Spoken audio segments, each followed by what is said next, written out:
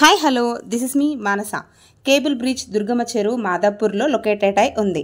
Central మంత్రి కిషన్ రెడ్డి, తెలంగాణ మంత్రి అయిన కేటీఆర్ గారు 2020లో ప్రారంభం చేశారు. 184 కోట్లతో ఆసియా ఖండంలోనే అతిపెద్ద కేబుల్ బ్రిడ్జ్, రెండవది. టూరిజం ప్లేస్గా చెప్పబడి వాకింగ్, సైక్లింగ్ ఫెసిలిటీ కూడా ఉంది కేబుల్ బ్రిడ్జ్లో. నైట్ టైం లైట్స్తో మరింత అందంగా కనబడుతుంది. దుర్గం చెరువులో దగ్గరలో ఉండే ప్రాంత ప్రజలు వాకింగ్కి కూడా డైలీ వస్తారు.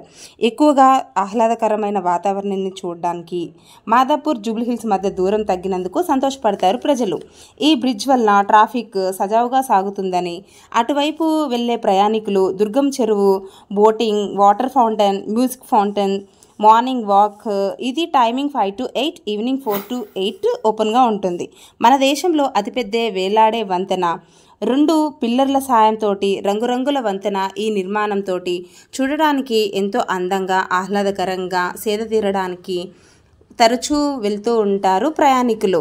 ఇక దుర్గమ్మ చెరువు మన హైదరాబాద్లోని మాదాపూర్లో లొకేట్ అయి ఉండడం టూరిజంకి మరింత ఆదాయం అనే చెప్పవచ్చు.